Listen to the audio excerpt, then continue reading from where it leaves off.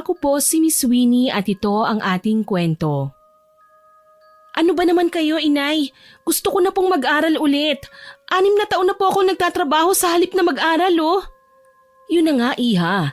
6 na taon ka nang tumigil sa pag-aaral mula nung nakagraduate ka ng elementary. Ngayon ka pa ba mag-aaral kung kailan ang laki-laki mo na? Sa edad mong yan, hindi ka na nababagay pumasok sa klase bilang grade 7. Talaga po ba? Pagkatapos niyo akong pahintuin sa pag-aaral, sasabihin niyo sa akin yan ngayon? Bakit po? Ginusto ko bang wag ipagpatuloy ang pag-aaral ko? Hindi naman po kayo ang may kagustuhan ito. Dahil nga wala tayong pera, Samantha. Alam mo naman kung gaano kahirap ang buhay natin, hindi ba? Siyam kayong lahat na magkakapatid. Diyos ko ka namang bata ka. Ikaw ang panganay kaya dapat naiintindihan mo ko. Naiintindihan ko naman po kayo pero nakalimutan niyo na po ba na may gustong kumuha sa akin noon bilang working student kapalit ng pagpapaaral niya sa akin? Pero anong ginawa niyo? Pinigilan niyo po ako. Malamang, sa dami ng mga kapatid mo dapat lang talaga natulungan mo muna ako magtrabaho para mabuhay tayong lahat. Yun na nga po 6 na taon ng buhay ko ang nahuli sa pag-aaral. Ngayon po humihiling ako sa inyo na mag-aaral na ako ulit. Hindi naman po kayo nagpapaaral sa akin, inay. Papaaralin ko po ang sarili ko. Aba, Samantha, nag-iisip ka pa ba Ang liit pa ng ibang mga kapatid mo. Ni wala pa nga sa mga kapatid mo ang nakapag-graduate Ako po ang dapat na-graduate na ng high school ngayon. Kung hinayaan niyo lang po akong mag-aral, inay. Tumigil ka nga riyan, Samantha. Tanggalin mo sa utak mo yung pag-aaral. Huwag ka nang mangarap na makakapagtapos ka kasi huli ng lahat. Ang mga kapatid mo ang pag-aralin mo. Gawin mo yon kasi panganay ka. Hindi na ako nakasagot pa sa sinabi sa akin ng nanay ko. Sa totoo lang, pagod na akong makipag-argumento sa kanya tungkol sa bagay na yon. Halos taon-taon ko na lang hinihiling sa kanya na hayaan niya na akong mag-aral. Pero ayaw niya talaga. Gusto niyang mag-focus ako sa pagtatrabaho para may panggastos kami sa pamilya namin at mapag-aral ko pa ang 8 ko pang mga kapatid. College na dapat ako ngayon kung wala lang akong ganong kalaking responsibilidad sa buhay. Oo nga pala, itago niyo na lang po ako sa pangalang Samantha, 21 years old at isang Dabawenyo.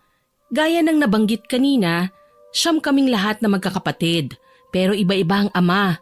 Lumaki rin kaming walang kinikilalang tatay kasi sino naman ang kikilalanin namin kung walang pinapakilala si inay. Nakakahiyamang sabihin pero prostitute po ang nanay ko. Kaliwat kanan ng mga lalaki niya. Sobrang landi rin. Minsan nga ikinakahiya kong naging anak ako ng isang bayarang babae. Sa sobrang sama ng loob ko kay inay ng mga sandaling yon, lumuwas na lang ako ng bayan nang walang paalam sa kanya. Taga-bukid lang kasi kami. Pero may boyfriend akong naninirahan sa bayan at nag-aaral ng kolehiyo. Nakipagkita kagad ako sa boyfriend ko. Itago niyo na lang po siya sa pangalang Harold. Bakit naman nakasimangot ang napakaganda kong girlfriend? May problema ka na naman ba? Ano pa nga bang bago? Hindi naman talaga ako nawawalan ng problema Bakit? Ano ba yun?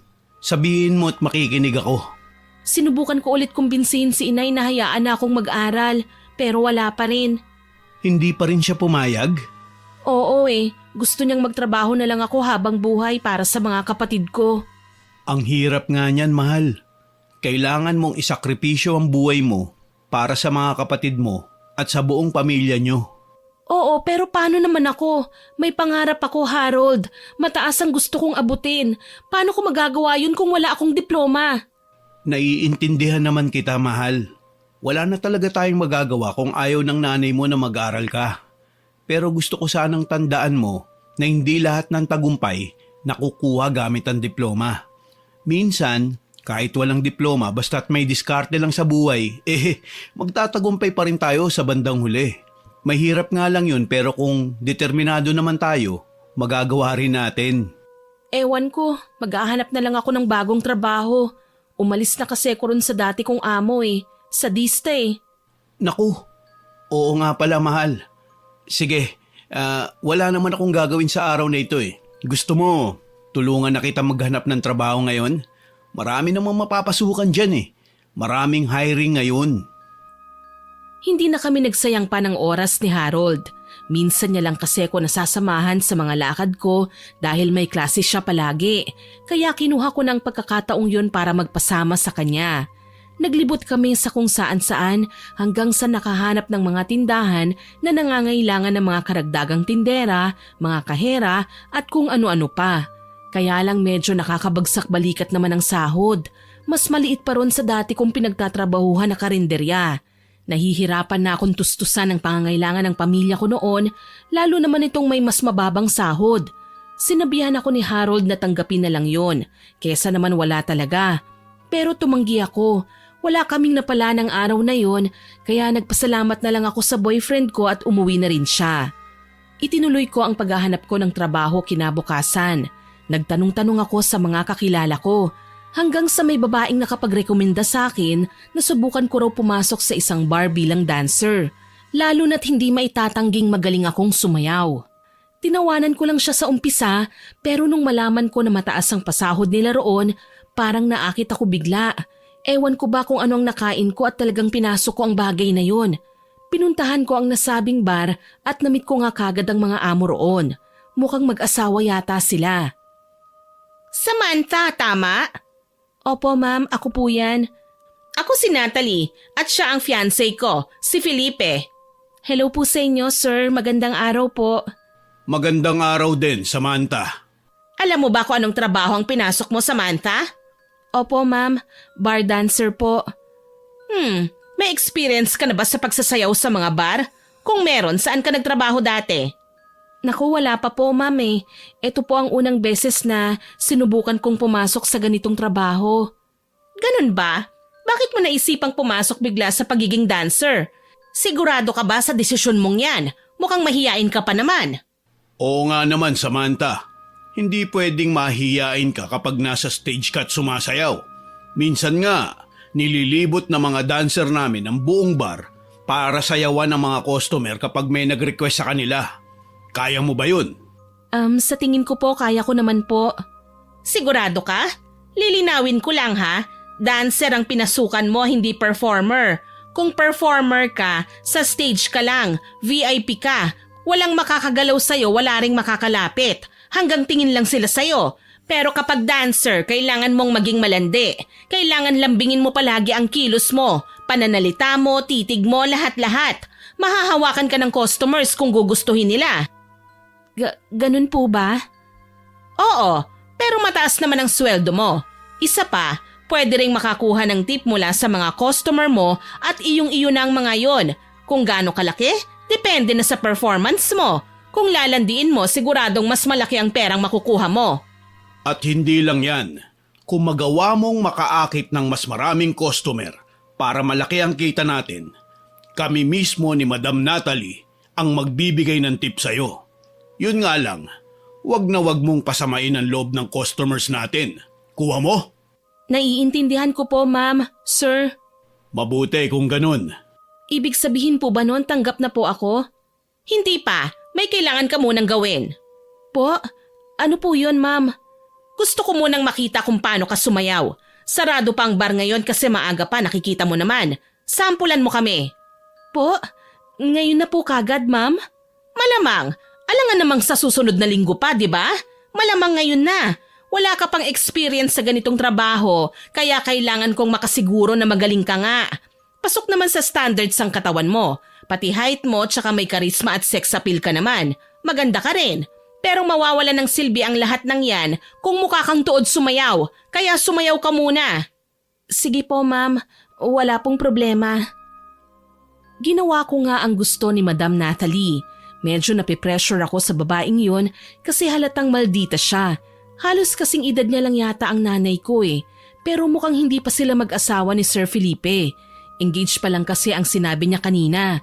Pero nakakapagtaka kung paanong engaged pa rin sila, dapat nga mag-asawa na sila sa edad na yan at marami na sanang anak. Pero buhay naman nila yan eh, wala na akong pakialam pa ron. Nag-focus na lang ako sa pagsasayaw ko at talagang ginawa ko ang lahat ng makakaya ko kahit nahihiya ako. Si Sir Felipe kasi parang ang lagkit-lagkit ng tingin sa akin. Katabi niya pa si Madam Natalie pero parang hinuhubaran na niya ako sa paningin niya. Hindi ko na lang masyadong pinagtuunan pa ng pansin yun.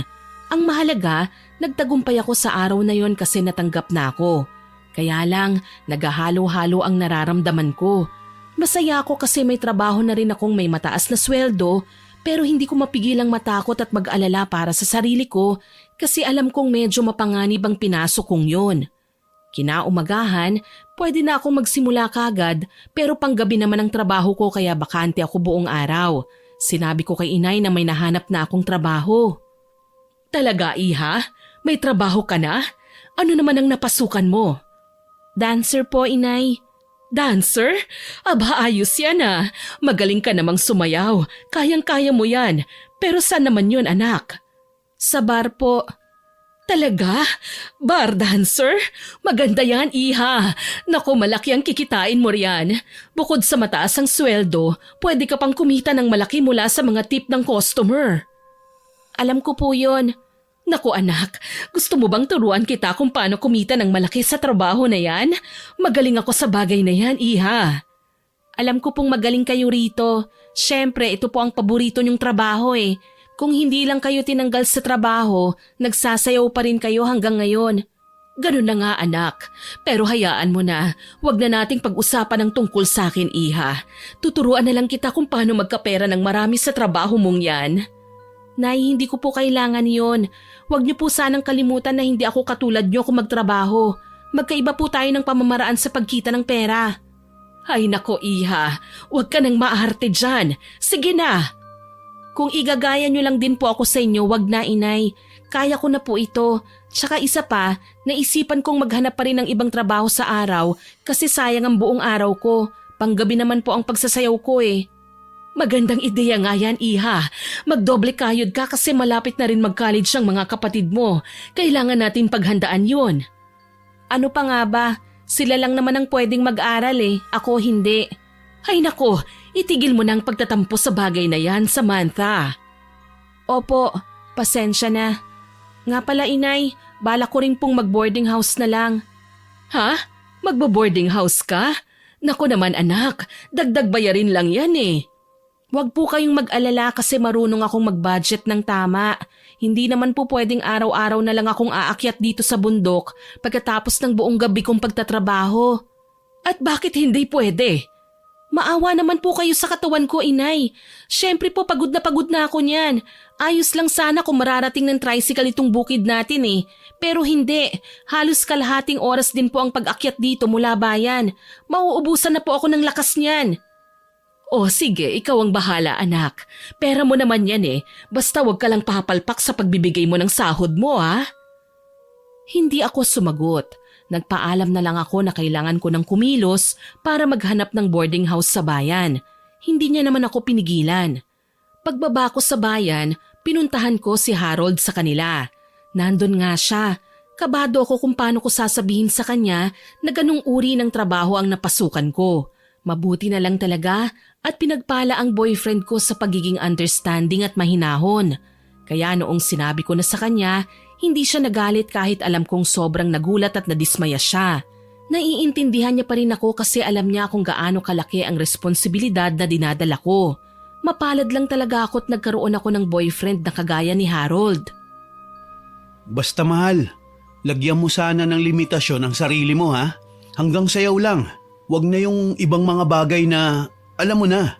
Alam ko mahal, naiintindihan ko.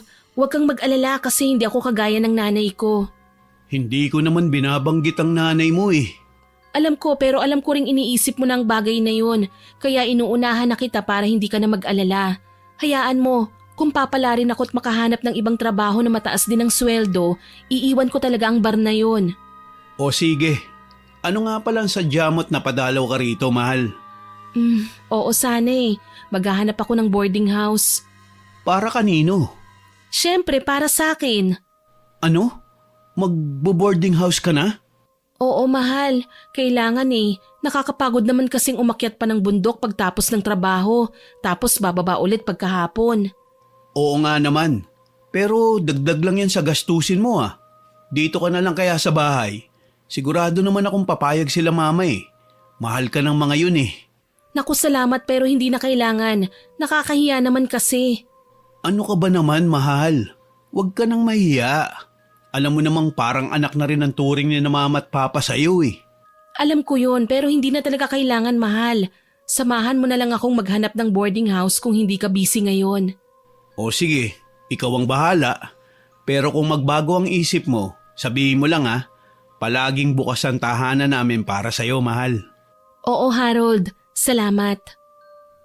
Sinamahan nga ulit ako ni Harold para maghanap ng murang boarding house sa araw na yon. Kaya lang, wala pa kaming nakita kagad kaya bumalik na kami sa bahay nila. Nagsuggest ang nanay ng boyfriend ko na doon na raw muna ako sa kanila manuluyan pansamantala habang hindi pa ako nakakahanap ng boarding house. Nahiya na rin naman akong tumanggi kaya napa-oo na nga lang ako. Doon muna ako sa kanila. Dumating ang unang gabi ko sa trabaho. Sobrang kabado pa ako noon. Nagdasal pa ako na sana maging okay ang lahat. Kaya lang unang gabi ko pa lang, nabastos na kagad ako kasi napapansin ng customers na may bago silang dancer. Mabuti na lang talaga at nandun si Harold kaya napagtanggol niya ako mula sa mga manyakis na yon. Humiling pa ako sa boyfriend ko na wag banggitin ang tungkol doon pag uwi namin sa bahay nila kasi ayokong malaman yon ng pamilya niya. Kaya ayun parang walang nangyari pag uwi namin. Kinabukasan, niyaya niya akong mag-ice cream date para makalimutan ko raw kahit papano ang nangyari sa unang gabi ko sa trabaho. Huwag mo nang masyadong isipin pa ang tungkol sa bagay na yun, mahal. Naniniwala naman ako na kung makikita nilang marangal kang babae, titigilan ka rin nila. Oo mahal, pasensya ka na talaga ha. Huwag kang humingi ng pasensya. Hindi, alam ko namang nasasaktan ka rin na ganito ang napili kong trabaho.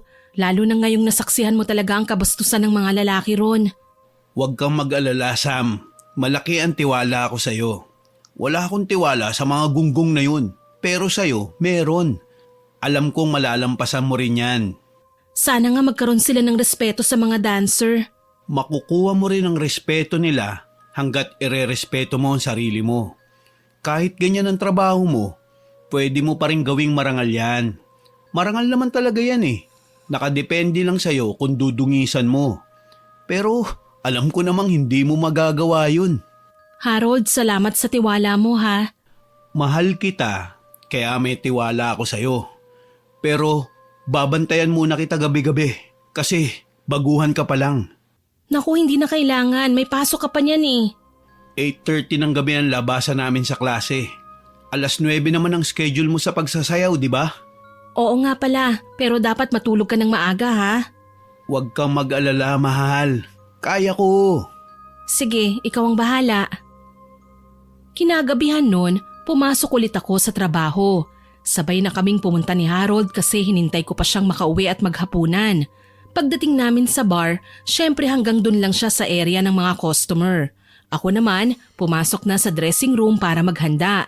Doon lang kasi ako nagme-makeup sa bar na yun at lalong doon ko lang sinusuot ang mga damit na susuotin sa pagsasayaw. Ayokong ibalandra sa labas ang ganong makeup at damit. Nakakahiya kasi yun para sa akin lalo na't hindi nga ako sanay. Maya-maya pa pinatawag ako ni Sir Felipe. Pinapapunta ako sa opisina nilang mag-asawa. Kinabahan tuloy ako kung anong nagawa ko. Iniisip ko na baka tungkol yon sa nambastos sa akin nung unang gabi ko tapos pinagtanggol pa ako ng lalaking hindi nila alam na boyfriend ko pala. Wala namang nangyaring gulo nun. Walang suntukan pero may iringan nga lang. Tahimik na lang akong nagdasal na sana hindi muna ako mapagalitan kasi ikalawang gabi ko pa nga lang yun. Pagdating ko ron sa opisina, nakangiti lang si Sir Felipe sa akin kaya lalo akong kinabahan. Parang ibang paraan kasi ang pagngiti niya eh. Magandang gabi po, sir. Bakit niyo po ako pinatawag? May kailangan po ba kayo sa akin? Maupo ka muna, Samantha. Salamat po. Hindi na ako magpapaligoy-ligoy pa. Nagustuhan ko ang performance mo kagabi. Magaling, Iha. Po? Naku, salamat po. Natuwa ang customers natin na may bagong dancer na sobrang ganda at sobrang sexy. Nagustuhan kanila. Ganun po ba? Oo. Yun ang unang sayaw mo unang gabi. Marami akong dancers dito na malalambot ang katawan pero iba pa rin ang dating ng katawan mo. Nakakaakit. Yan ang gusto ko. Sa tingin ko nga babalik ulit ngayon yung mga lalaking nambastos sa'yo kagabi. Po? Ano pong ibig niyong sabihin, sir? Huwag ka mag-alala, Iha. Kinausap ko na sila. Sinabi kong pwede ka nilang pagsawaan ng tingin, pero huwag ka lang gagalawin. Kaya hindi ka na dapat matakot pa, Samantha. Ako ang poprotekta sa'yo. Ayos ba yun? Salamat po, sir. Anong meron? Bakit nandito si Samantha? Naku, ma'am. Magandang gabi po. Bakit nandito ka, Iha? Pinatawag po ako ni sir, ma'am. Bakit naman? Binati ko lang siya sa matagumpay niyang unang gabihan. Paalis na rin siya ngayon. Sige na, Samantha. Pwede ka nang lumabas at magtrabaho. Congrats ulit, Iya, ha? Sige po, sir. Salamat po. Excuse me po, ma'am. Panayuko lang ako habang naglalakad palabas ng opisinang yon. Pakiramdam ko kasi matatalimang titig sa akin ni Madam Nathalie. Alam kong may pagkaselosa siya. Nagulat nga ako nung bigla-bigla na lang siyang pumasok sa opisina nang hindi ko makatok. Kung sa bagay, sila naman ang may-ari nun kaya hindi na kailangan pang kumatok. Nagtrabaho lang din ako nung gabing yun. Habang sumasayaw ako, kay Harold lang ako palaging nakatingin. Paminsan-minsan ay tumitingin din ako sa ibang lalaking nandon pero segundo lang. Ibinabalik ko kagad kay Harold ang paningin ko kasi kinakabahan ako pag sa iba ko titingin. Naging maayos naman ang gabing yon. Walang nambastos sa akin. Madaling araw nga lang kaming nakauwi. Makalipas ang ilang araw, nakahanap na nga si Harold ng boarding house para sa akin kaya tinulungan niya akong dalhin doon ang lahat ng mga gamit ko. Alam na rin ni inay kung saan yon. Dinalaw niya nga kagad ako. Mabuti at nakahanap ka na ng boarding house, Iha. Mahal ba rito?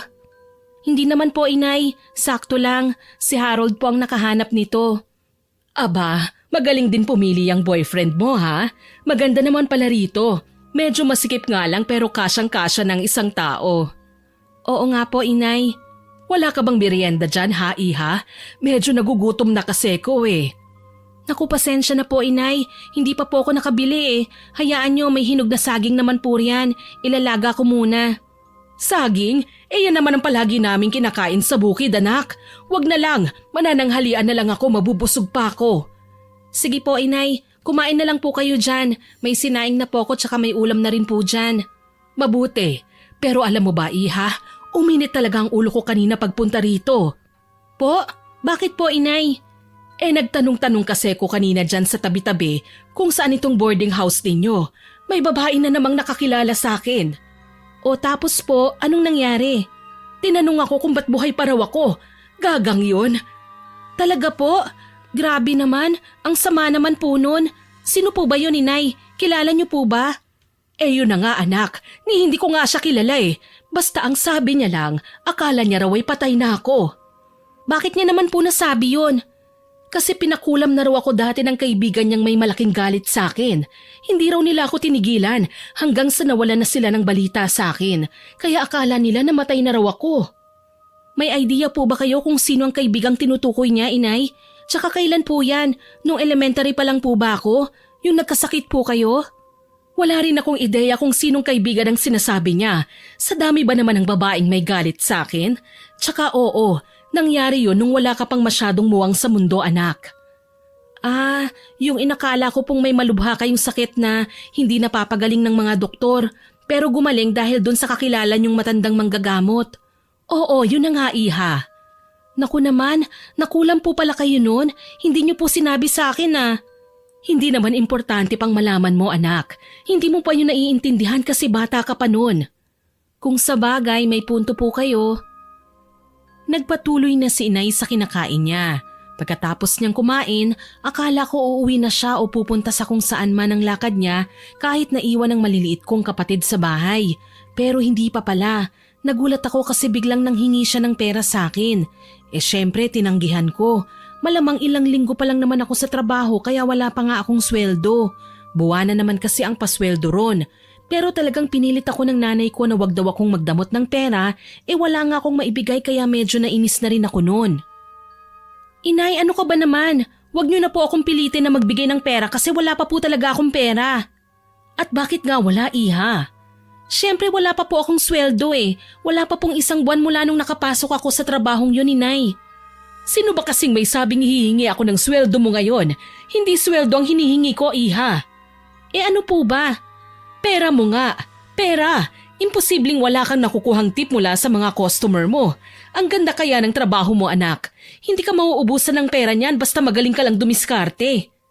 Diyos ko naman po, inay. Iniisip niyo talagang lalandi ako ron sa bar at kikilos na parang higad para lang makakuha ng extrang income? Abay malamang, ano pa nga ba? Pagkakataon mo na yan para kumita ng hindi binibigay sa mga amo mo ang pera oh. Huwag mong palalampasin yan, Samantha. Pasensya na po pero nagtatrabaho po ako ron bilang dancer. Marangal na trabaho po ang sadya ko at wala po akong balak na haluan nyo ng katarantaduhan. Kaya sana naman po, inay, maintindihan nyo ako. Ang hina talaga ng kokote mo, Samantha. Kaya hindi kita pinayagang mag-aral kasi hindi ka rin naman marunong gumamit ng utak mo. Masasayang lang ang perang gagastusin sa pagpapaaral sa'yo. Po, anong sabi nyo, inay? Narinig mo ko, Samantha. Pwede ba matuto kang mamuhay ng praktikal? Praktikal? Mamuhay ng praktikal? Tapos itataya ko po ang dignidad ko bilang babae? Hindi ako ganon, inay. Hindi ka mabubuhay dyan sa dignidad mo, Samantha. Kakalamlang ang sikmura mo niyan. Magugutom ka. Alam niyo po, umuwi na lang kayo at balikan niyo na ang mga kapatid ko. Salamat po sa pagdalaw niyo. Wala nang nagawa pa si inay. Umuwi siyang walang napala sa akin. Gustuhin ko mang bigyan siya ng pera, anong magagawa ko kung wala talaga ako noon? Kaya ayun, kahit medyo nakukonsensya ako, hinayaan ko na lang siyang umuwi ng walang dala. Pero nangako naman ako sa sarili ko na magsisikap ako para sa pagtatrabaho para hindi na rin mamroblema ang nanay ko sa mga gastusin. Patuloy pa rin naman akong naghahanap ng mapagkakaabalahan tuwing umaga. Nagtatanong-tanong ako sa mga boardmate ko pero wala silang alam Katulad ko rin sila naghahanap ng trabaho. Kahit may trabaho na ako, gusto ko pa rin magdoble kayod. Kinagabihan, pumasok ulit ako sa bar. Pero wala si Harold noon kasi busy siya sa assignment niya. Nagpumilit ang boyfriend ko na samahan pa rin ako pero ako na ang nakiusap sa kanyang wag na siyang sumama pa. Total medyo nakaka-adjust na naman ako sa bagong kapaligiran ko gabi-gabi. Malalim lang akong nag-iisip noon habang hinihintay ang oras kung kailan ako naman ang sasayaw. Nang bigla naman akong lapitan ni Madam Nathalie. Nakataas ang kanang kilay niya at mukhang wala sa mood. Pwede ba tayong mag-usap, Samantha? Po? Bakit po, ma'am? May kailangan po ba kayo? Gusto kitang balaan sa mga kinikilos mo nitong nakaraan Ano pong ibig nung sabihin? Masyado mong ginagalingan ang pagsayaw mo. Nahihigitan mo ang mga dancer na matagal nang nagtatrabaho rito. May problema po ba tayo ron? Walang problema dahil yun din ang gusto ko bilang amo mo. Husayan mo ang trabaho mo at mang-akit ng maraming customers. Pero hanggang dun ka lang Samantha? Po, ano po bang gusto niyong sabihin sa akin? Napapansin ko nitong nakaraan, masyado nang nahuhumaling ang fiancé ko sa'yo. Hindi ko nagugustuhan kung paano kanya tignan tuwing sumasayaw ka, iha. Naku po ma'am, hindi ko po alam yun. Sana nga, hindi customer ang fiancé ko, kaya hindi siya kasali sa mga lalaking aakitin mo, maging sadya man o hindi. Teka lang naman po, Madam Nathalie. Hindi ko naman po yata kasalanan kung sakaling maakit sa akin si Sir Felipe. Kahit hindi naman po yun ang intensyon ko. Nagtatrabaho lang naman po ako Kung maakit man sa akin ang fiancé nyo, aba sa kanya na po yun. Wala po akong kinalaman doon. Huwag mo akong pagsasalitaan ng ganyan, Samantha. Manang-mana ka talaga sa nanay mo. Po, kilala niyo ang nanay ko? Alam ko ang family background ng lahat ng mga pinapapasok ko sa trabahong ito. Ang nanay mo, isang kalapating mababa ang lipad. Kilalang pinakamalanding babae sa inyong lugar, tama ba? Huwag niyo pong pagsalitaan ng ganyan ng nanay ko. Nandito ako para magtrabaho, hindi po para tanggapin ang panghuhusga niyo. Hindi panghuhusga ang pagsasabi ng isang katotohanan, Samantha. Pokpok ang nanay mo, prostitute, kaya posibleng nagmana ka rin. Kung ganon, huwag mong idamay ang fiancé ko. Binabalaan na kita ng maaga dahil hindi mo magugustuhan ang gagawin ko sa'yo kapag nagkataon. Excuse me po, ma'am. Ako na po ang sasayaw. Inirapan lang ako ng lady boss ko. Medyo nawala tuloy ako sa mood dahil sa mga pinagsasasabi niya sa akin. Pero wala akong choice kundi ang ngumiti pa rin ng matamis. Pulang-pula naman ang lipstick na ginamit ko kaya hindi masyadong mahalata na medyo naiinis na nga ako. Ganon ang magic ng red lipstick, nakakapagtago ng totoong emosyon. Mas nilambutan ko pa ang pagsayaw ko. Kinakagat-kagat ko pa paminsan-minsan ang labi ko sabay titig sa ibang lalaki ron. Hindi para mang-akit kundi para sanayin ang sarili ko na gawin yun. Kasi yun na ang trabaho ko. Ginawa ko talaga ang best ko para maging kaakit-akit ang sayaw ko nung gabing yun. Kaya pagkatapos kong sumayaw, palakpakan ang lahat ng naroon ng mga kalalakihan. May mga sumisigaw pa nga na kesyo pakis daw o patikim. May mga nagtatanong pa kung magkano raw ang isang gabi ko pero mabuti na lang at sinaway sila ni Sir Felipe. Nagdaan ang ilang araw, napapansin kong parami na ng parami ang mga lalaking customer namin tuwing gabi. Mukhang ako yata ang dahilan nun. Nakaakit ako ng maraming customers. Tuwang-tuwa naman si Sir Felipe, samantalang si Madam Natalie ay hindi ko alam kung natutuwa ba o naiinis na sa akin. Mukhang pinag-iinitan na talaga ako ng babaeng yun. Mahal, ang lalim yata ng iniisip mo ah. Ha? Naku, hindi. Pagod lang ako. Kulang kasi ako sa tulog eh. Lagi ka naman talagang kulang sa tulog dahil sa trabaho mo eh. Kaya nga medyo nag-aalangan ako kung isasama ba kita ngayon sa eskwelahan o hindi eh. Ha? Bakit mahal? Anong meron? Recognition namin ngayong araw na ito. Pero mamayang alauna pa magsisimula. Talaga? Naku, congrats mahal. Sigurado akong with honor ka na naman yan. Hindi ko pa alam eh. Mamaya ko pa malalaman sa mismong event. Sure na yan ano, ikaw pa. Ang talino kaya ng boyfriend ko. Sana nga. Pero hindi ko alam kung sinong sasama sa akin eh. Iimbitahan sana kita. Ako? Bakit? Nasaan ba sina tito at tita? Nasa ibang probinsya eh. Dinalawang lolo kong may sakit. Kahapon pa lang din sila nagpunta ron. Ewan ko kung kailan sila makakabalik. Baka sa susunod na linggo pa eh. Naku, wala kang ang kasama. Sige, ako nang bahala sa'yo, mahal. Pupunta ako. Talaga? Sasamahan mo ako? Oo naman ano. Sigurado ka ba? Alam kong pagod ka sa trabaho mo, mahal eh. Dapat nga nagpapahinga ka tuwing umaga. Ano ka ba, Harold? Importanteng event yan sa buhay mo. Minsan lang yan ano. O sige. Hindi na umuwi pa si Harold sa kanila para magbihis kasi nakabihis na pala siya. Yun na yung susuotin niya sa recognition nila. Ako naman medyo nag-alala ko kung anong damit ang susuotin ko pero hindi ko sinabi sa kanya. Pinaghintay ko na lang siya ng ilang minuto sa kwarto ko sa boarding house habang naliligo ako at ginagawang presentable ang sarili ko. Hindi nagtagal natapos din ako. Simple lang ang sinuot kong damit. Sakto lang sa event na yun. Pagdating namin sa gymnasium ng eskwelahan nila, hindi pa nagsisimula ang programa. Pero hindi nagtagal nagsimula na rin.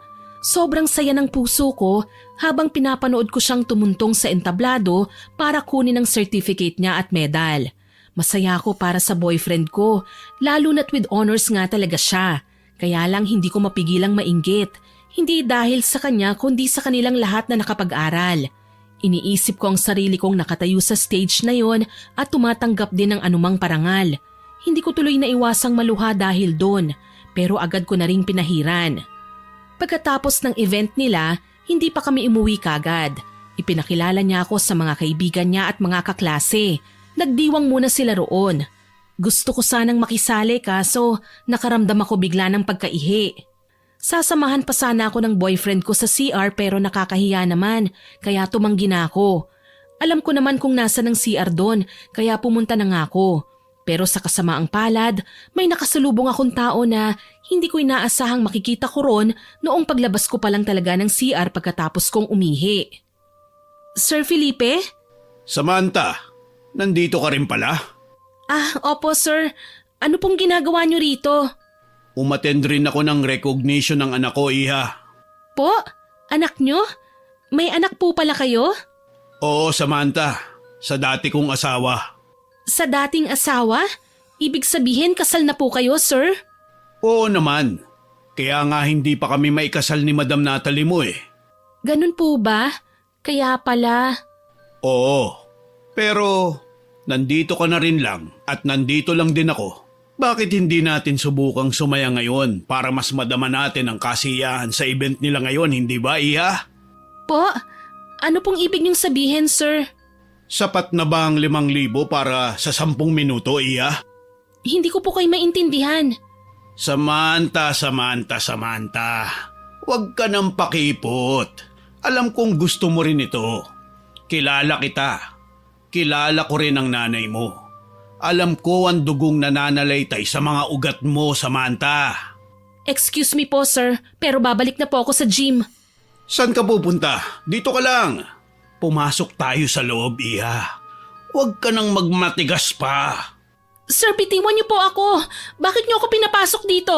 Sir, nasa girls room po tayo. Huwag kang mag-alala. Walang makakakita sa atin dito. Alangan naman sa labas natin to gagawin, di ba?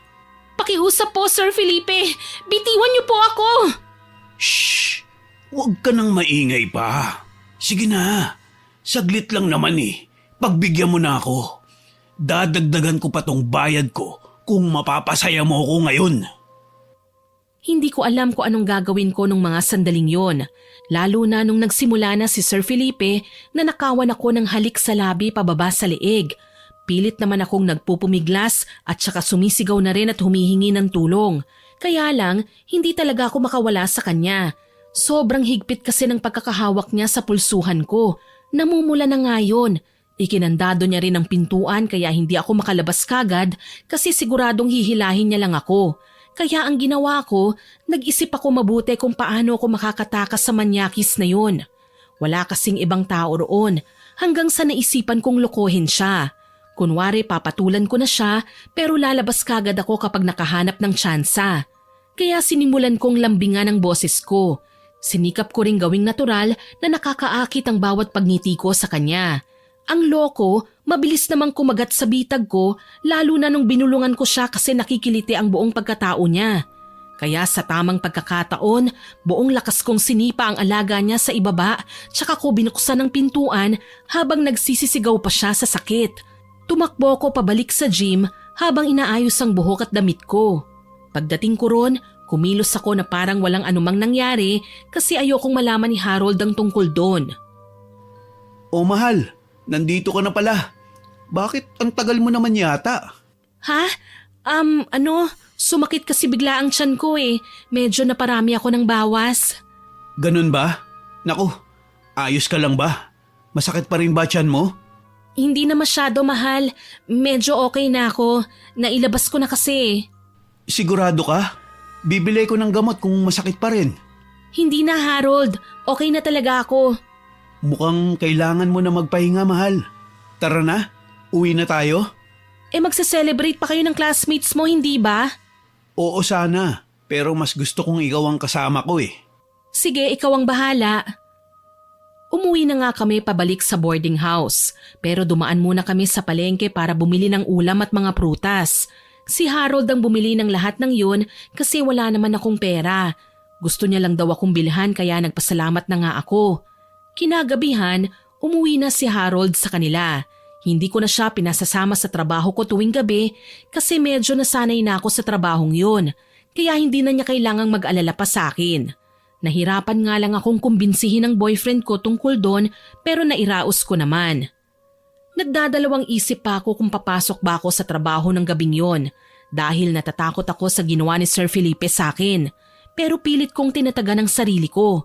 Pumasok pa rin ako at nagtrabaho ng maayos.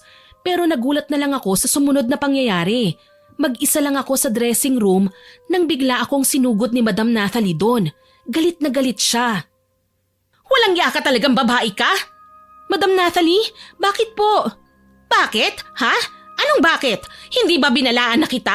Nalayuan mo ang fiancé ko? Pero anong ginawa mo? Bakit po ba? Ano bang ginawa ko, ma'am? Tinatanong mo pa talaga? Ano itong nasa video, ha? Nakikipaghalikan ka sa fiancé ko? Walang yaka? Teka lang, Madam Nathalie. Nagkakamali ka ng iniisip. Anong nagkakamali? Huwag mong sabihin sa aking itatanggi mo itong ginagawa niyo sa video. Kitang-kita rito ang paghahalikan niyo, oh. Napakalandi mo talaga. Sino po bang nagpadala sa inyo niyan? Wala ka nang pakialam pa ron. Hindi po nga yan ang totoong nangyari, ma'am. Maniwala kayo sa akin. Huwag mo nang bilugin ang ulo ko, Samantha. Kaya pala hindi talaga ako mapanatag sa'yo eh. Pinatunayan mo lang na nagmana ka talaga sa nanay mong pokpok. Huwag niyong idadamay ang nanay ko rito, Madam Nathalie. At bakit hindi, ha? Dahil wala siyang kinalaman dito. At isa pa, kung talagang naniniwala ka sa putol na videong yan, pues si Sir Felipe dapat ang una niyong komprontahin at hindi ako. Pagod na akong komprontahin ng fiancé ko tungkol sa mga babae, Samantha. Kaya kayong mga babae na lang ang pinalalayo ko sa kanya. Pero hindi pa rin kita nagawang sindakin. Hinahamon mo ba talaga ako, ha? Maniwala ka man o hindi, ma'am, pero mali ang iniisip nyo. Hindi ako nakikipaghalikan kay Sir Felipe. Tsaka ayaw nyo ba muna akong tanungin kung saan yan nangyari, ha? Wala na akong pakialam kung saan o kailan. Ang importante, may nakakita sa inyo at nagsumbong sa akin. Talaga po ba? Nakita niya kami? Kung totoong nakita niya kami, edi sana tinulungan niya ako o humingi na siya ng tulong para sa akin doon. At bakit ka naman tutulungan? Pagpipiestahan niyo si Felipe? Diyos ko naman po, Madam Nathalie. Sa tanda niyong yan, hindi pa rin kayo marunong mag-isip ng tama. Hindi niyo man lang ba naisip na kulang ang video na yan? Kung sino man yung nag-video sa amin, sa huli na siya dumating. Hindi niya nakita kung ano talaga ang nangyari. Wala akong pakialam sa buong pangyayari, Samantha. Sapat na itong nakita ko kung paano mo nilalandi at inaakit ng ganyan ng fiancé ko. Makatikang higad ka? Pinagtangkaan akong bayaran ng fiancé niyo kapalit ng ilang minutong pakikipagtalik sa kanya. Anong sinabi mo? Gusto niya akong bayaran ng ilang libo. Basta pumayag lang akong magpatikim sa kanya kahit ilang sandali lang. Ganun ba? At pumatol ka naman. Ano, pera-pera na lang talaga ang laman ng utak mo, Samantha? Kung pera lang ang laman ng utak ko, ano naman sa'yo, Madam Nathalie? Hangin? Anong sabi mo? Hindi kayo nag-iisip, ma'am eh. Hindi niyo ba ako maintindihan? Pinagtangkaan akong pagsamantalahan ng fiancé niyo. Muntik na niya akong ma-rape, ma'am. Kung ganon, kasalanan mo pa rin yon dahil inakit mo siya. Anong klaseng utak ba naman yan, Ma'am Nathalie? Hindi ako makapaniwalang ganyan kayo kabobo. Diyan na nga lang kayo. Oh, saan ka pupunta, Samantha? Hindi pa tayo tapos, babaeng higad. Bumalik ka rito, Samantha! Dire-diretso lang ang paglakad-takbo ko palabas ng dressing room na yon at nagpunta kagad ako sa backdoor para mailayo ang sarili ko sa lugar na yon. Wala akong ibang gustong gawin ng mga sandaling yon kundi tumakbo at umalis doon. Wala na akong pakialam kahit pinaghintay ko na lang sa wala ang mga customer ko. Hindi ako sumayaw ng gabing yon. Umiyak lang ako ng umiyak habang naglalakad pabalik sa boarding house na medyo may kalayuan mula sa bar na yon. Sobrang sama lang ng loob ko na ako na nga ang muntik ma-rape, ako pang may kasalanan dahil naaakit lang daw sa akin si Sir Felipe. Babae naman si Madam Nathalie pero ganun siya kalala mag-isip. Sa sobrang sama ng loob ko, nag-text ako kay Harold na hindi ako makakapagtrabaho sa gabing yon. Gusto ko sana siyang tawagan kaya lang hindi ko na itinuloy kasi alam kong busy siya. Posible ring tulog na siya nung mga sandaling yon at ayoko naman siyang gisingin pa. Pero pagdating ko sa boarding house namin, ganun na lang ang gulat ko nang makasalubong ko siya sa gate na nagmamadaling lumabas. Harold? Samantha, mahal. Salamat naman at nandito ka na. Galing ako sa bar nyo kanina pagka-text mo sa akin. Pero wala ka na raw dun eh. Kaya dumiretso na kagad ako rito pero wala ka rin. Buti na lang at nandito ka na. Ano? Ang bilis mo naman yata. Nagpapalipad ako ng motor eh. Nag-aalala kasi ako ng sobra sa'yo. Ano? Ayos ka lang ba? May nangyari ba? Pumasok na muna tayo sa loob, Harold. Sige, mahal. Pagpasok namin, sinabi ko na kagad sa kanya ang nagpapasama ng loob ko.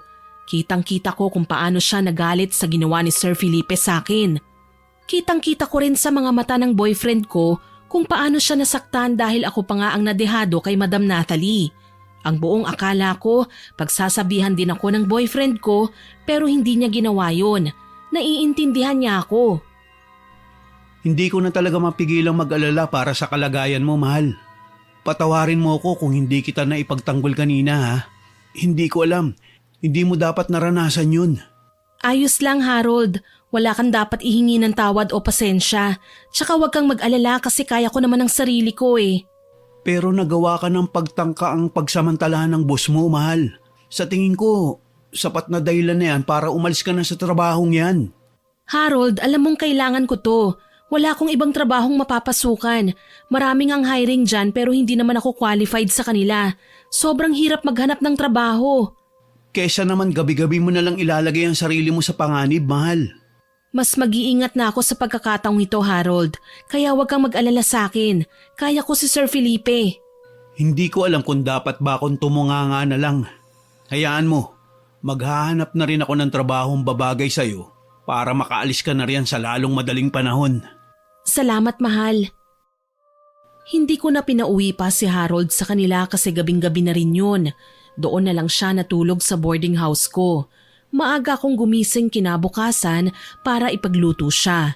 Tanghali pa naman kasi ang klase niya ng araw na yon, kaya umuwi muna siya sa kanila para magbihis.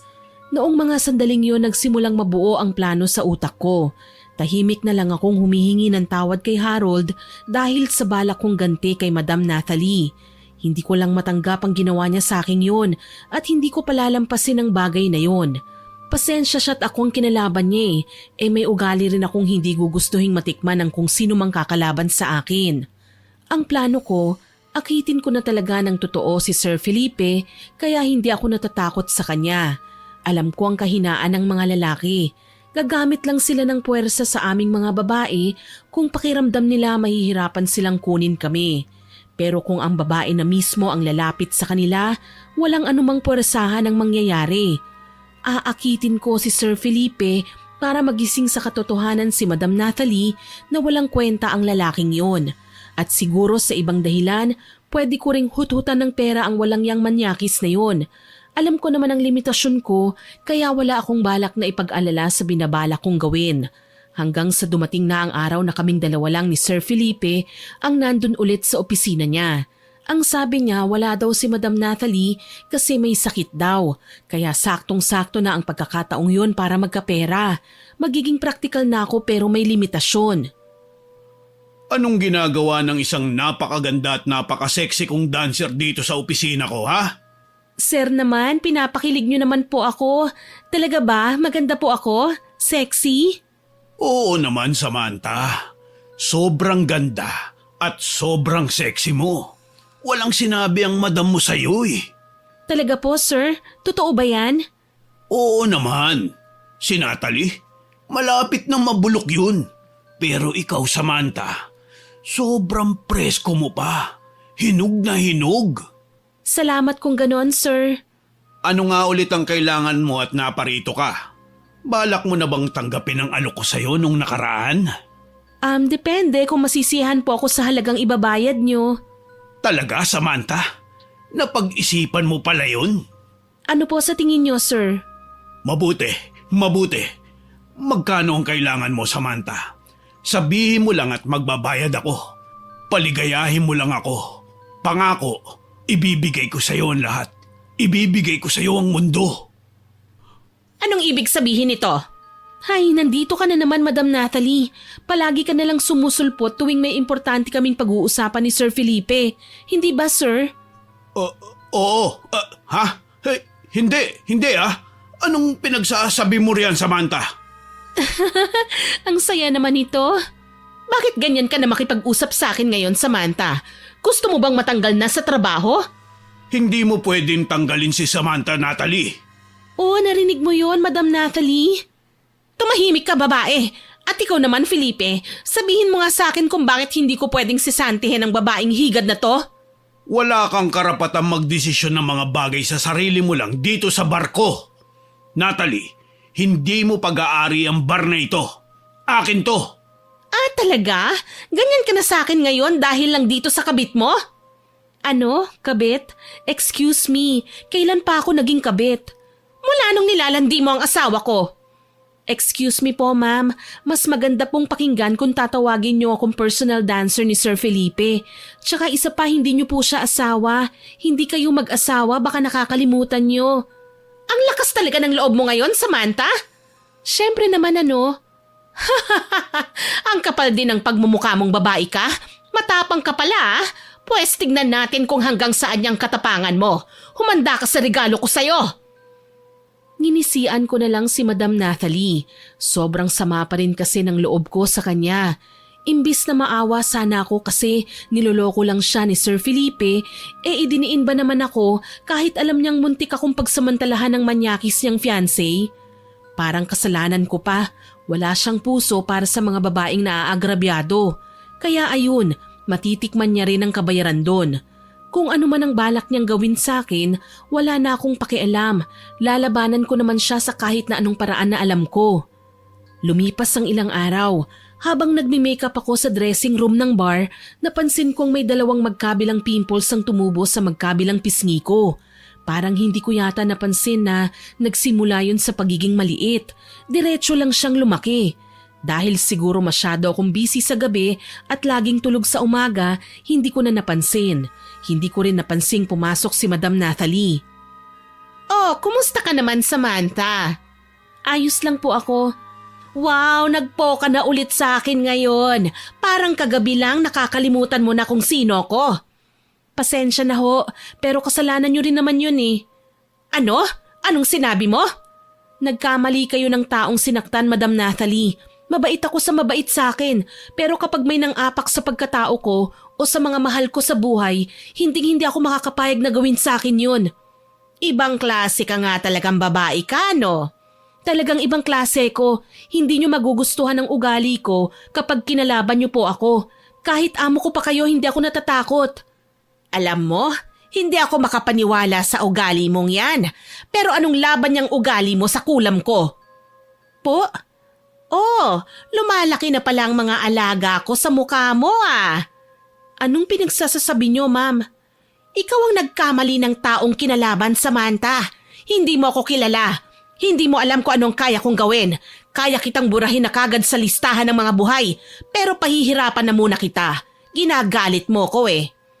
Anong ibig niyong sabihin sa sinasabi niyong kulam? Ayun ba? Oo, bakit ko ba itatanggi yun sa'yo? Gusto ko ngang malaman mo kung ano ang kaya ko eh. Para sabihin ko sa'yo, Samantha, nasa ilalim ka ng kulam ko ngayon.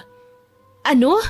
Yang 2 bukol sa mukha mo, hindi pimples yan, iha. Yan ang tanda ng pagsisimula ko sa galit ko sa'yo. Isa kang mangkukulam, Madam Nathalie? Ngayon mo sabihin hindi ka natatakot sa akin, babae. Ngayon mo ipakita sa akin yung sinasabi mong ugali mong hindi nagpapaapi. Tignan natin kung may laban yan sa kulam ko. Walang yakang mangkukulam ka? Bakit mo ginagawa sa akin to? Sinasabi ko sa'yo, Madam Nathalie, lubayan mo ko dahil kung hindi... O bakit? Anong gagawin mo, ha? Sabihin mo, hindi mo ko kaya, Samantha. Sumusobra ka na? Malaki na nga ang atraso mo sa akin, dadagdagan mo pa? Ako pa talaga ang may atraso sa'yo, ha? Bakit? Sino bang nang-akit ng fiancé? Sino bang nanira ng relasyon? Matagal nang sira ang relasyon nyo, Madam Nathalie. Alam nyo kung bakit? Kasi sira ulo rin yung lalaking pinatulan nyo eh. Tumahimik ka! Gagawin ko ang lahat para mandiri sa'yo si Felipe, Samantha. Pupunuin ko ng sugat yung buong katawan mo. Hindi mo pwedeng gawin sa akin to. Bakit hindi mo na lang ako sisantihin, ha? Kung ganyan ka naman pala katakot sa akin na maagaw ko ang karelasyon mong manyakis, bakit hindi mo na lang ako tanggalin sa trabahong ito? Pangarap ko yan, Samantha. Malas lang talaga. Alam mong hindi ako ang magdedesisyon sa bagay na yan. Pero wag kang mag-alala. Kasi kapag mandiri na si Felipe sa'yo at mandidiri na rin sa pagmumukha mong yan ng mga customer natin, sigurado akong makukumbinsi ko na rin siya na tanggalin ka. Hindi ako nakakilos. Hindi rin ako nakasagot. Kahit malakas ang loob kong hamunin si Madam Nathalie na tanggalin ako, sa kaloob-looban ko, natatakot pa rin akong mawalan ng trabaho. Paano na lang ang mga kapatid ko? Paano si inay? Paano ang buong pamilya namin? Hindi lang matitigil ang pag-aaral ng mga kapatid ko, mamamatay rin kami sa gutom niyan. Idagdag pa itong 2 bukol ko sa mukha na bunga raw ng kulam niya. Hindi ko talaga inaasahang mangkukulam pala ang amo kong yun. Ayoko naman sanang maniwala, pero bakit naman siya gagawa ng kwentong walang katotohanan tungkol sa bagay na yun? Anong mapapala niya? Kaya pagkatapos kong magtrabaho, yun na talaga ang laman ng utak ko. Hindi na ako makatulog kahit 1 oras lang kasi ang lalim na ng iniisip ko. Panay titig na rin ako sa sarili kong refleksyon sa salamin. Lalo ko pang naramdaman ang kakaibang pakiramdam ko sa 2 bukol-bukol na yun na mukha talagang tigyawat pero malalaki nga lang. Kinausap ko na rin si Harold tungkol doon. Pinuntahan ko siya sa eskwelahan nila noong oras ng pananghalian. Nag-text ako kung saan siya pwedeng makita at nakapag-reply naman kagad ang boyfriend ko. Kaya pumunta nga ako ron sa garden na sinasabi niya. Nagkwento ka agad ako sa kanya. Lahat ng yun sinabi ko. Walang labis, walang kulang. Totoo talaga ang sinabi ng amo mo, mahal? Oo, yun ang sabi niya. Grabe, hindi ako makapaniwala. Ngayon lang ako nakakita ng mangkukulam na hindi natatakot na itago ang totoo niyang pagkatao. Oo nga eh, siguro para takutin talaga ako. Baliw ka mo siya. Hindi niya ba naisip na pwede mo siyang isumbong sa publiko? O pwede mong ipagkalat sa mga tao na kinukulam ka ng babaeng yun, Sam? At ano naman ang maitutulong nun, Harold? Wala na tayo sa 1800s kung saan inuusig ang mga mangkukulam o di kaya sinusunog ng mga tao ang bahay nila. Hindi na pwede ang ganyan ngayon. Oo nga naman. Pero kahit papano, mahihiya na rin siyang lumabas-labas para makipaghalubilo sa mga tao kung malaman nilang mangkukulam pala ang babaeng yun. Tsaka ko na siguro iisipin ang bagay na yan kung malalabanan ko na ang kulam niya, mahal. Pero hindi ko pa alam kung paano. Kailangan mo na manggagamot, Samantha. May kakilala ka bang marunong manggamot ng kulam? Wala rin eh. Kung ganun, ang mabuti pa siguro umuwi ka na muna sa inyo sa bukid. Tapos humingi ka ng payo sa nanay mo. Baka may kilala rin siyang marunong manggamot ng kulam. Matutulungan ka niya. Mukhang ganun na nga talaga ang gagawin ko. Oo, mahal. Kailangan mong gawin yun sa lalong madaling panahon. Habang hindi pa masyadong malala ang kulam ng amo mo. Hayaan mo, kung magkakaroon ako ng bakante sa schedule ko, sasamahan kita. Sinunod ko na nga ang sinabi sa akin ng boyfriend ko. Hindi na ako nagpaalam pa sa mga amo ko, naliliban ako sa trabaho ko ng ilang gabi. Hindi rin naman pwedeng malaman ni Madam Natalie na gumagawa na ako ng paraan para labanan siya. Sumama si Harold sa akin. Balak niyang magpabalik-balik sa bukid habang nagpapagamot ako. Hindi ko na rin siya pinigilan kasi nag-aaral pa rin naman ang boyfriend ko eh. Pagdating namin sa bahay, nagulat ang nanay ko nang makita niya ako sa ganung kalagayan. Kapansin-pansin kasing parami na ng parami ang mga bukol na tumutubo sa mukha ko. Meron na rin sa braso ko, sa tiyan, sa likod at saka sa hita. Makati ang mga yon, kaya panay pahid ako ng alkohol. Hindi rin makapaniwala si inay sa nangyayari sa akin. Ang babaeng yon, hindi na talaga ako lulubayan ng babaeng yon ah. Mangkukulam pala ang bruha na yon. Ano pong ibig niyong sabihin, inay? Kilala niyo po talaga si Madam Natalie? Kilalang kilala. Isa yan sa mga kasama kong prostitute dati na naging kaagaw ko rin sa tatay ng isa sa mga kapatid mo. Po, kung ganon si Sir Felipe po ang tatay ng kapatid ko? Felipe? Sino naman yan, iha? Ang fiancé po ni Madam Natalie, mga amo ko po sila. Ah hindi, hindi ko kilala ang Felipe na yan. Baka bagong lalaki na naman yan ni Natalie. Ginang Marta, may kakilala po ba kayong marunong gumamot ng kulam? Yan po ang sadya namin sa pag-uwi ni Samantha rito sa inyo eh. Oo nga pala, may dalawa akong kakilala pero sakitin yung isa. Kaya sigurado kong hindi na siya makapanggagamot. Pero yung isa, pwede siyang makatulong sa atin. Sino po yun, inay? Basta, dadalhin ko kayo sa kanya. Puntahan na po natin siya ngayon din. Sigurado ka ba, anak? Ayaw mong magpahinga muna? Malayo yung sa kanila eh. Sa kabilang barangay pa sila eh. Maglalakad pa tayo papunta ron. Oo nga naman, mahal. Ako, ayos lang sa akin kahit ngayon na agad tayo pumunta eh. Pero ikaw, baka gusto mo muna magpahinga. Hindi na kailangan. Nandidiri ako rito sa nangyayari sa balat ko eh. Gusto ko nang mawala ang lahat ng ito sa lalong madaling panahon at nang makapagtrabaho na ako ng maayos. Sige, mahal. Ikaw ang bahala. O siya, kung ganon, edi kumilos na tayo. Ihahabilin ko na lang muna sa mga kapatid mo na bantayan ng mga bata. Sige po, inay. Malayo nga talaga yung bukid na sinasabi ng nanay ko. Halos 1 oras din ang nilakad namin bago kami nakarating doon. Medyo mahirap pang akyatin ang bundok na yon. Pagdating namin doon sa bahay ng matandang babae na sinasabi ng nanay ko, alam na niya kagad kung ano man ang sadya namin.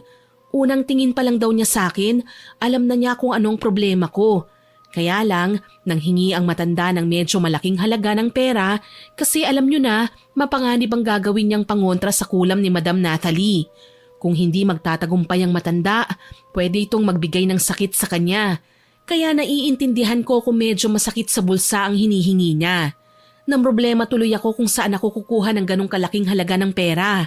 Buti na lang at tinulungan ako ng boyfriend ko.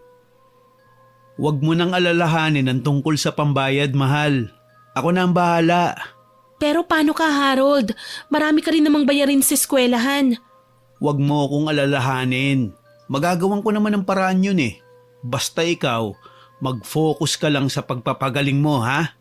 Talaga? Baka makompromiso ang pag-aaral mo niyan, mahal. Hindi mangyayari yun. Tutulungan naman ako ni Mama sa mga gastusin sa eskwelahan. Kaya siguradong makakahanap ako ng paraan para kumita at ibabayad sa matanda. Ako nang bahala sa bagay na yun. Paano mo naman gagawin yun? Saan ka hahanap ng pera? Mahal naman. Baka nakakalimutan mong madiskarte akong tao. Oo na, sige na. Salamat mahal. Hulog ka talaga ng langit. Tapos na ba kayong mag-usap dyan? Nang makauwi na tayo, naghihintay na yung mga bata ngayon. Opo inay, tayo na po. Ilang araw din akong nanatili sa bukid namin para magpabalik-balik doon sa bahay ng matandang manggagamot kung kailangan niya ang presensya ko kada ginagamot niya ako. Pero madalas lang naman na orasyon lang kaya nasa bahay lang ako habang ginagawa ng matanda ang trabaho niya. Si Harold naman, nagpapabalik-balik na rin mula sa bayan, pabalik sa bukid namin para dalawin ako palagi. Ako nga lang ang napapagod sa ginagawa niya eh. Sinabihan ko nang hintayin na lang niya akong makababa ulit sa bayan kung medyo gumagaling na ako, pero ayaw naman niya. Hindi raw kaya ng boyfriend ko na isiping nahihirapan ako, kaya gusto niya akong kumustahin palagi. Hanggang sa dumating ang araw na bigayan na ng sweldo.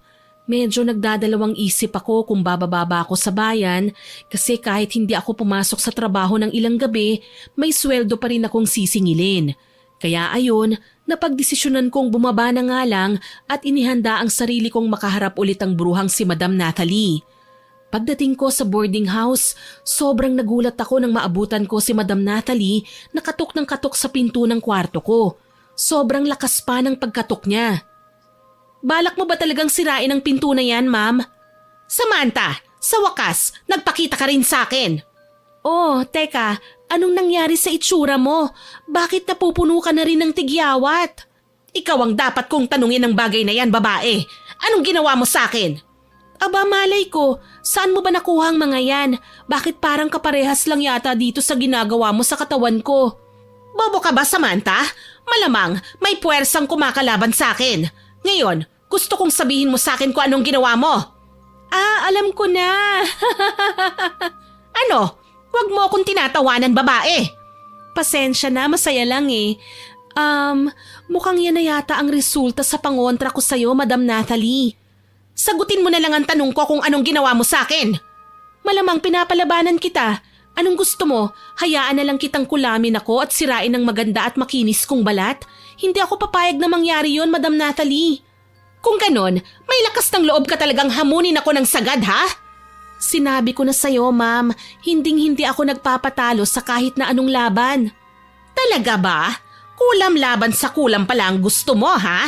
Pwes, ibibigay ko sa'yo kung anong hinahanap mo. Sisirain ko ang itsura mong yan. Di gawin mo, sisiguraduhin ko ring hindi ka na makikilala dahil pupunuin ko ng bukol yung mukha mo.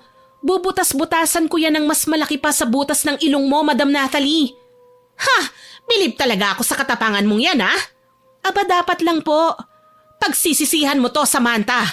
Pagsisisihan mo to! Nag-walk out na si Madam Natalie sa harapan ko. Nakangisi ko naman siyang sinundan ng tingin hanggang sa makalabas na siya sa gate ng boarding house namin. Sa kabila ng matinding sagutan naming yun, hindi pa rin ako natakot na pumunta sa bar bandang tanghali. Yun kasi ang oras ng pagkuha namin sa aming sweldo. Tumambay lang muna ako sa kwarto ko at naglinis ng mga kalat doon. Malinis ko namang iniwan pero marami kasing mga daga eh. Kaya ayun, ang daming dumi ng daga na nagkalat sa sahig. Makalipas ang ilang oras, tanghali na kaya naligo na ako at nananghalian tsaka dumiretso sa bar. Pagdating ko nga ron, wala si Madam Natalie kaya nakahinga rin ako ng maluwag. Tuwang-tuwa naman si Sir Felipe nang makita niya ako ulit. Samantha, sabi ko na nga ba't magpapakita ka rin sa araw ng sweldo eh. Saan ka ba nanggaling? Bakit hindi ka na pumapasok? Higit 1 linggo ka ng absent sa trabaho mo ah. Hinahanap ka na ng mga customer natin. Sabik na silang mapanood ka ulit na sumasayaw. Hindi ko na po kailangang ipaliwanag ang sarili ko sa inyo ngayon, sir. Kukunin ko lang po ang sweldo ko at aalis na ako. Aalis? Anong ibig mong sabihin, Samantha? Uuwi po. Pero magtatrabaho ka pa naman dito, di ba? Huwag kayong mag-alala, sir. Hindi naman ako umaalis sa trabaho eh. Mabuti naman kung ganun. Pero ano ba kasing nangyari sa'yo? Bakit balot na balot ka? Saka, naka-sunglasses at face mask ka pa. Wala na po kayo Ron, ibigay niyo na lang po kasi ang sweldo ko.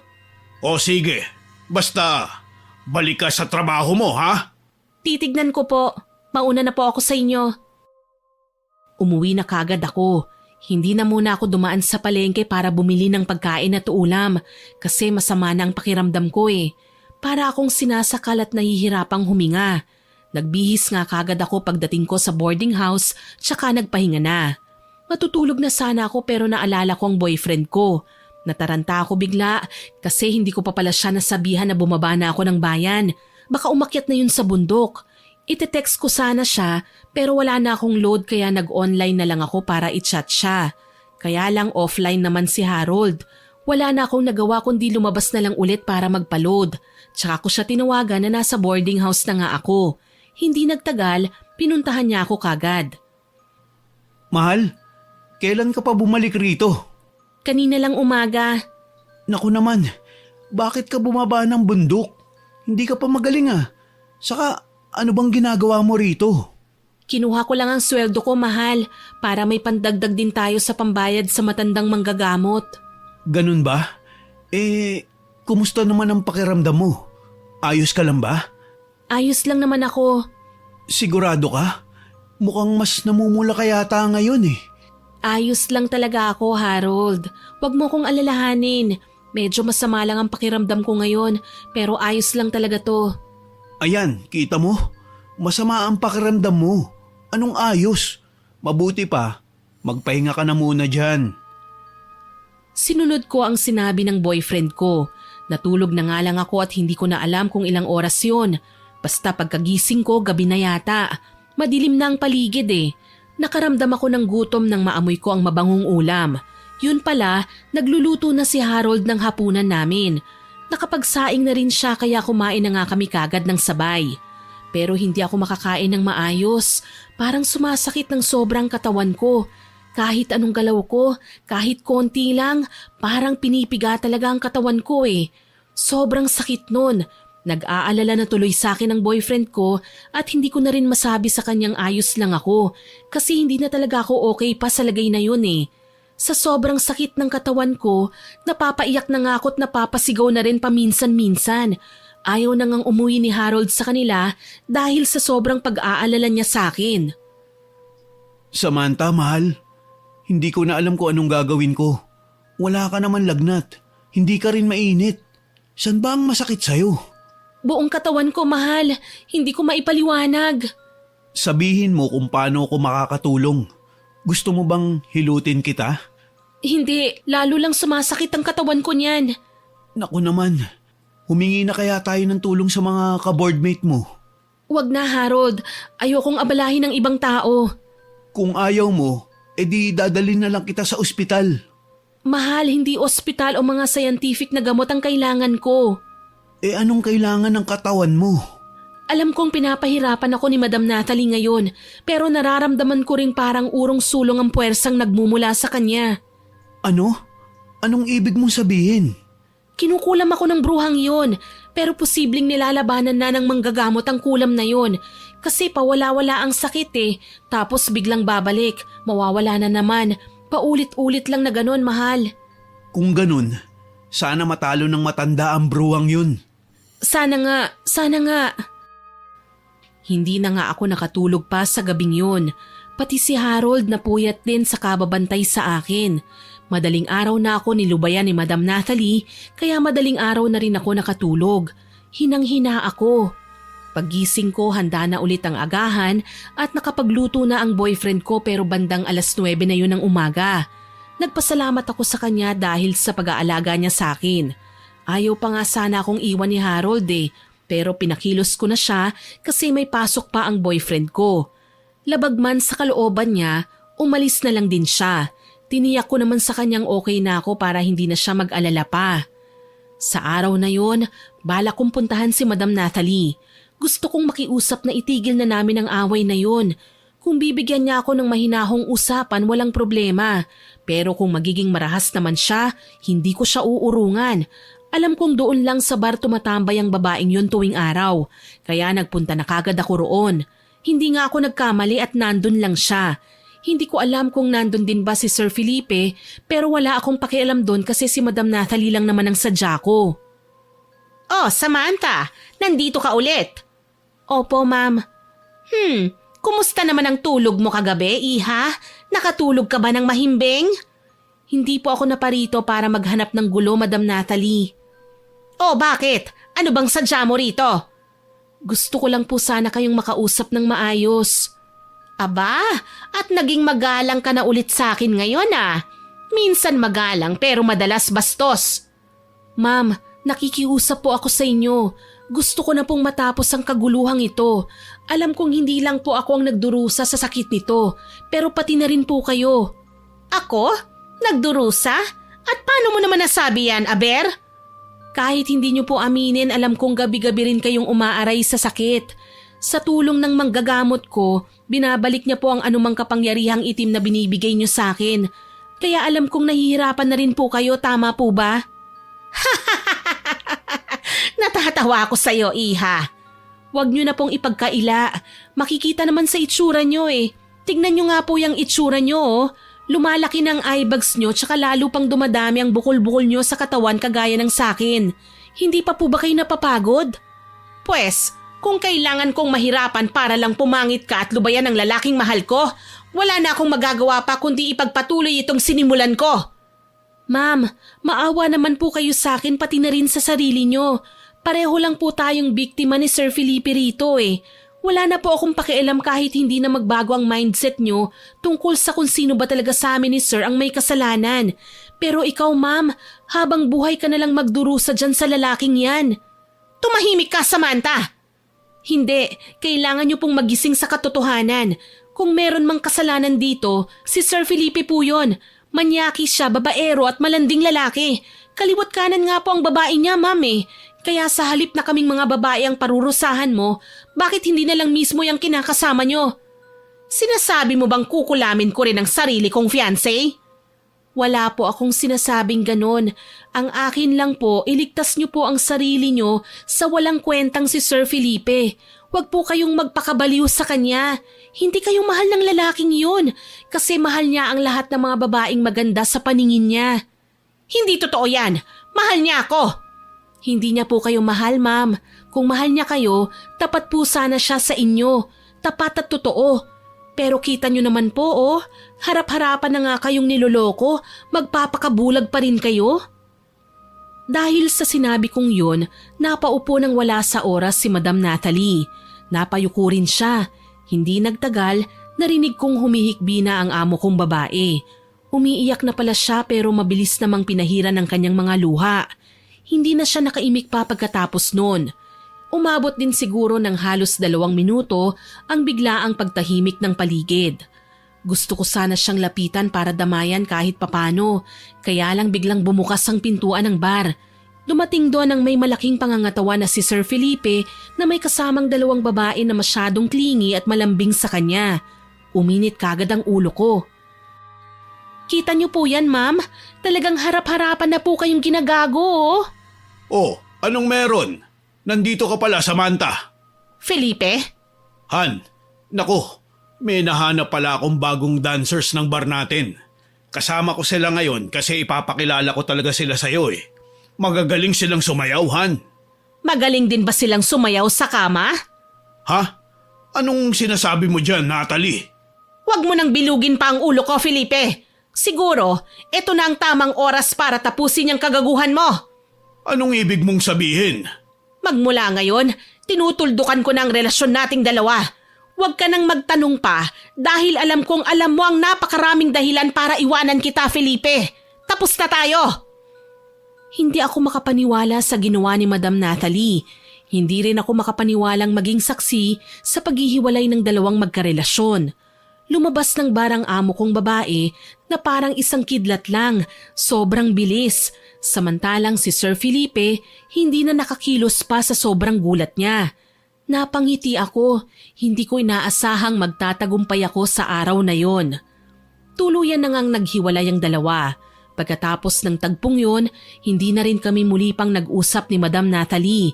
Hindi ko na po alam kung nasan siya. Nagpakalayo-layo na po yata. Unti-unti na ring nawawala ang bisa ng kulam niya sa akin. Lumipas ang ilang araw na pagdesisyonan kong umalis na sa trabahong yun. Binayaran ko na rin ang matandang gumamot sa akin. Sa tulong ng boyfriend ko, nakahanap ako ng bagong trabaho na mas marangal at mas ligtas kahit mas mababa lang ang sweldo. Di bali nang mababa ang sweldo, basta hindi ko lang itataya ang dangal at kaligtasan ko. Hanggang dito na lamang po ang aking kwento at maraming salamat po sa walang sawa niyong pakikinig. Sana po nagustuhan niyo ang kwento natin ngayon.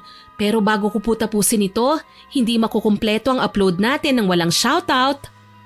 Shoutout po kay Jelly Ansale, kay Divine Grace Chavez, kay Jonathan Paborada, kay Angeline Mojado Manlolo, kay Rachel Esquilio, kay MJ Idos, kay Maricar Antolin, kay John Arata.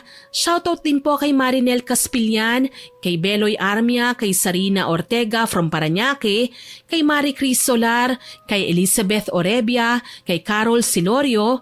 Hello din po kay Alicia Marvida, kay May Kamkam, kay Aramix17 at sa Kim family from South Korea, kay Michelle Cubeco, kay Glisel Solamin, Ate Madeline Tumpalan, Dayday Presbitero Simbahon, lahat po sila from Kuwait. Salamat po sa pakikinig ninyo. Shoutout din po kay Elian Amparado at sa Gargoles family, kay Sky Blue TV, kay Lorelai Mejorada, kay Lani at Lulay. Hello din po kay Lovely Abainsa, kay Carmelia Bendaño, kay Gerald J. Sapanta, kay Ronald Belsa Bahado, kay Chris Villanueva, kay Adrian Bahado. Hello din po kay Marilu Versosa, kay Rosemary Lagunsad, kay Dada Estela Laki, kay Pinagpalit o Niloko from Pampanga. Parang ang sakit naman po yata ng username nyo, ma'am ha. Pero happy listening po sa inyo. Shoutout din po kay Lance MBB at kay Via Pau na unang nag-comment sa last upload po natin. Maraming salamat po sa lahat ng nakinig ng kwento nating ito. Abangan po ninyo sana ang mga susunod pa nating stories at huwag kalilimutang mag-subscribe, like, share and comment sa upload natin. Para po mabilis nyong makita kung may bagong upload tayo, i-hit nyo lang po ang notification bell para lagi kayong updated sa mga bagong upload natin. Ang goal naman po natin ay maka 100k subscribers tayo, kaya aasahan ko po ang inyong suporta para ma-reach yun ha. Muli, ako po si Miss Winnie na buong pusong nagpapasalamat sa inyong pakikinig.